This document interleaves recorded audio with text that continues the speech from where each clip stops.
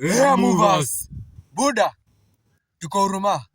Tulikuambia na kama demu wako ni virgin na unataka atolewe virginity akuwe mtaro, una pin location.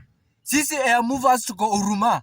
Ukisha tu pin location ukituambia uko place fulani, tunafika. Ama ni aje? Hair movers. Ama ni aje buda? Kwa hivyo.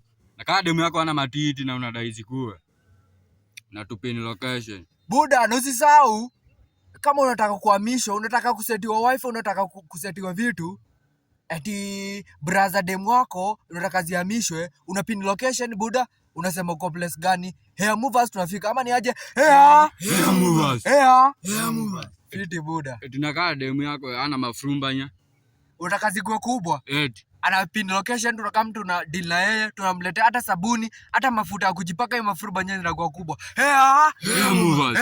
Hair movers.